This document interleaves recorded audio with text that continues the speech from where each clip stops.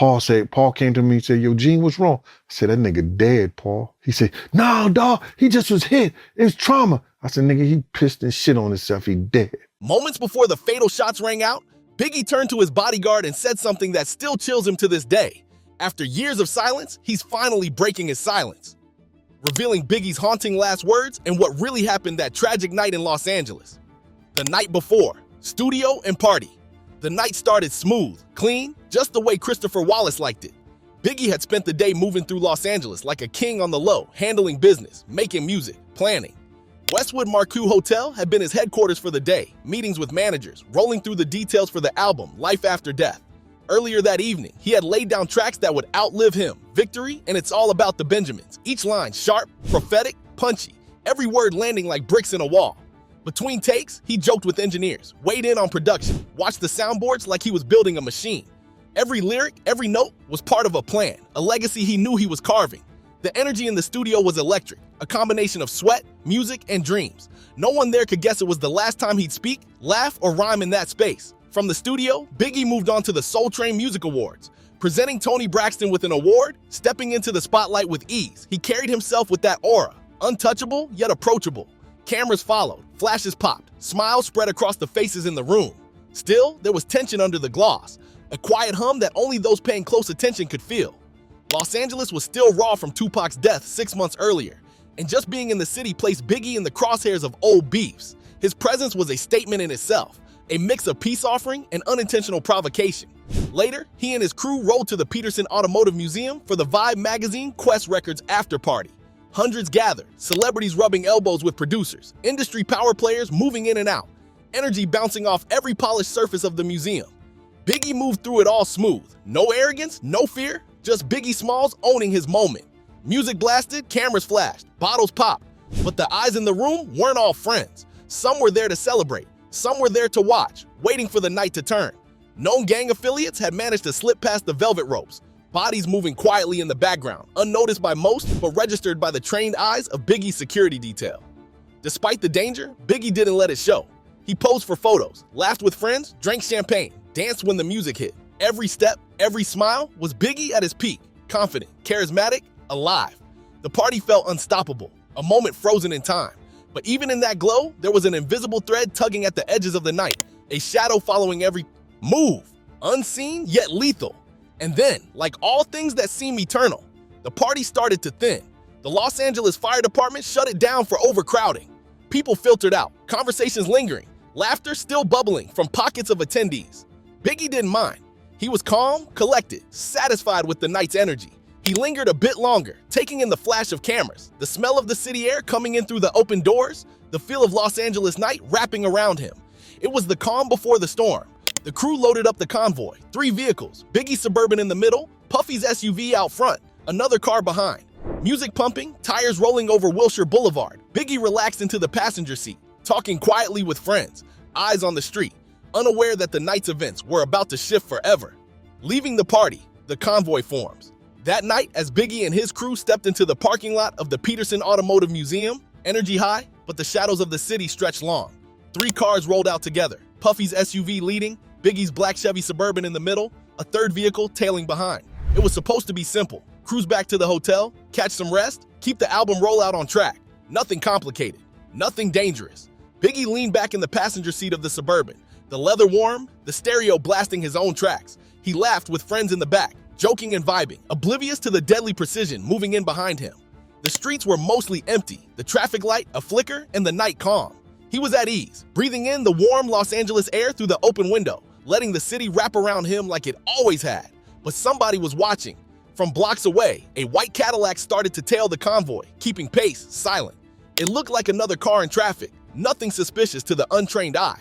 But the timing was perfect, the movements deliberate. The lead SUV made a misstep, stopping just slightly ahead at the intersection of Wilshire and South Fairfax. That tiny separation left Biggie exposed, the middle car alone at a red light.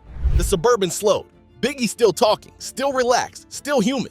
He didn't notice the car pulling up beside him. From inside the white Cadillac, the shooter waited, a loaded 9mm Glock in hand, precision in every movement. The trap was set. Seconds ticked in a rhythm Biggie didn't know he was keeping.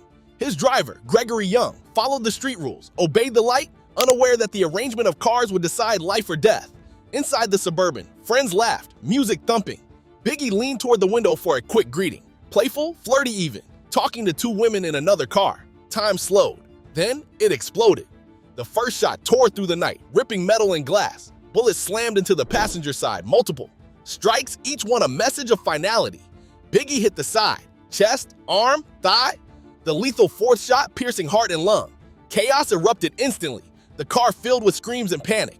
Drock and Lil Cease ducked, shouted, tried to cover themselves. Biggie's body went slack for a heartbeat, then fought to hold on, gasping, his body trembling under the weight of mortal injury. Gregory Young snapped into action.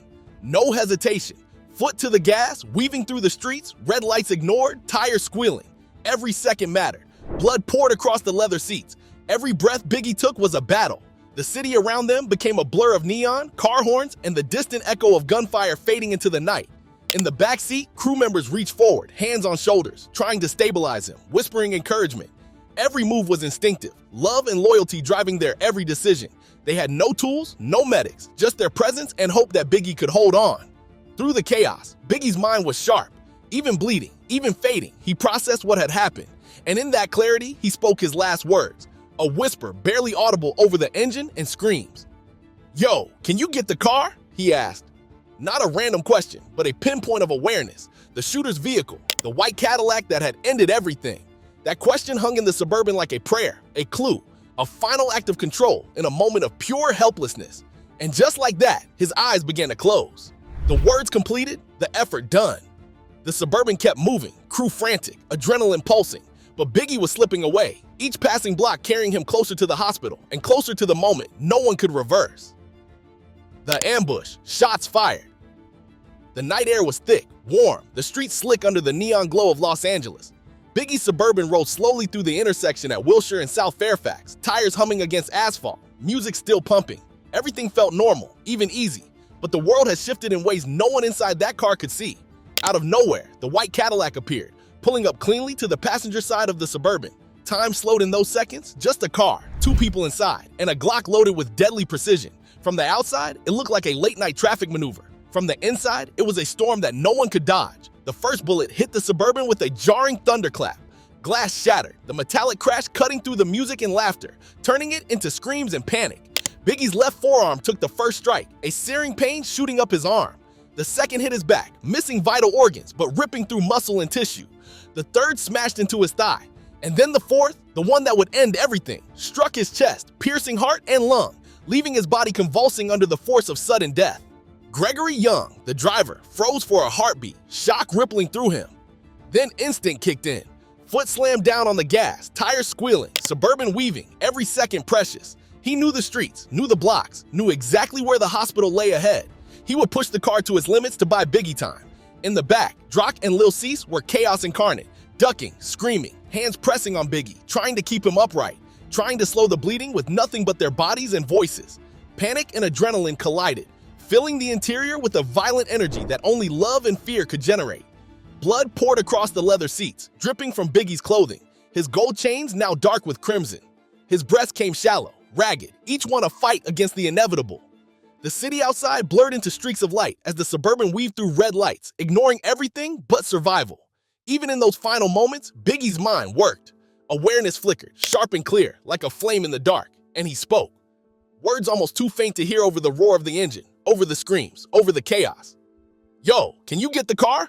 A whisper, but precise, not a random thought, but a final act of cognition. He was naming the weapon, the vehicle, the instrument of his death. It was a request, a plea, a breadcrumb for those he trusted to see justice in the future. And then his eyes began to close, clarity fading, strength leaving him in waves. Every motion, every pulse carried him closer to the hospital, closer to the operating table where doctors would fight against time and physics and fate itself. The Suburban became more than a car. It was a lifeline, a vessel carrying a legend through the streets in a desperate race against the inevitable. The world outside was oblivious. Traffic lights, distant sirens, city lights flickering in the wet reflection of asphalt, none of it mattered. Inside, every second was eternity. Every heartbeat was measured against the damage done by 4 bullets, fired with intent, designed to end a life in under half a minute. Biggie's body trembled, his eyes fluttered, his lips moving silently at first, then finally letting out the words that would be etched into memory. Gregory Young's hands tightened on the steering wheel, eyes burning with tears and rage and focus. He didn't think of fear. He didn't think of himself. Every thought, every breath was for Christopher Wallace, Biggie Smalls, the man in the passenger seat fighting against a fate no one could rewrite. Minutes stretched like hours as the Suburban sped towards Cedars-Sinai, leaving behind the flashing lights of LA night, the street where everything changed, and moving toward the hospital where hope and tragedy collided in the operating room. The last words, life slipping away. The Suburban hurtled through the streets of Los Angeles, tires squealing, engine roaring. Every second a battle against time. Blood poured from Christopher Wallace, soaking his clothes, dripping onto the leather seats, marking the final journey of a life cut short. His breaths were shallow, ragged, each inhale a desperate fight, each exhale a step closer to the inevitable. Drock and Lil Cease leaned forward, pressing against him, holding onto a man whose body was betraying him, doing everything they could with nothing but their presence. No medical training, no supplies, just love, loyalty, and a frantic hope that somehow, against all odds, he could survive. Every second mattered, every movement a silent prayer. Through the chaos, Biggie's mind remained sharp. Even bleeding, even weakening, he processed what had happened. And then, with clarity that seemed impossible, he spoke. A whisper, faint, nearly drowned out by the roar of the engine and the panic inside the car. "Yo, can you get the car?" The words were almost mundane, almost casual, but in that moment, they were profound. He was pointing to the shooter's vehicle, the white Cadillac that had ended everything, giving those who loved him a piece of the puzzle, a final act of awareness in the face of death. His voice was weak, fading, each word a struggle against the pain consuming him. Young's hands gripped the wheel tighter, eyes burning with tears, recognizing the weight of what Biggie had just said. It was a clue, a question, and a last sign of life all rolled into one. Biggie's consciousness flickered, like a candle fighting the wind. Eyes opening, closing, struggling to focus, searching for comfort in the chaos. The minutes crawled as the Suburban tore through the streets, red lights ignored, each second stretching into eternity. Every bump, every turn, threatened to steal another heartbeat, but Gregory Young pushed on, determined to make the hospital in time. Blood soaked into the leather, dripping from his hands and gold chains, a stark reminder of how fragile life had become. Inside the car, Drock and Lil Cease kept talking, kept touching, kept praying. "Stay with us, Big, almost there." Their voices were the only shield against the encroaching void. Biggie's lips moved faintly, trying to form more words, but the body was shutting down, muscles and organs failing, the bullets having done their damage. The first to hit the heart and lung was lethal, the others piling onto the devastation, leaving no room for recovery. For a brief moment, clarity returned. Biggie's eyes met Young's, the connection pure, human, a silent acknowledgement of trust, of friendship, of life itself. Then the words trailed off, consciousness fading like the city lights passing by outside the window. The effort to communicate, to make sense, to leave something behind, was done. His head slumped, eyes closed, the final breaths shallow and labored, until life quietly began to slip away. The Suburban reached the hospital, the emergency lights of Cedars-Sinai looming like a beacon of hope. Against the night, doctors and nurses rushed, chaos erupting in the operating room. Biggie's body was lifted onto the table, nearly 400 pounds of life and presence, now a battlefield of trauma. Every procedure, every stitch, every desperate attempt was a fight against fate. But the bullets, the armor-piercing ammunition, had done work that could not be undone. In those final moments, Biggie was not just the notorious B.I.G., not just the king of Brooklyn, not just a hip-hop legend. He was a man, human, vulnerable, aware of the threat, trying to give the world his last piece of knowledge, his last act of control.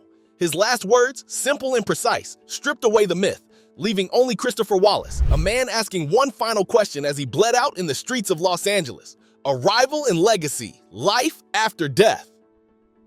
The Suburban skidded into the emergency entrance of Cedars-Sinai, engine screaming, tires smoking, hearts racing. Every second mattered, but the damage had been done.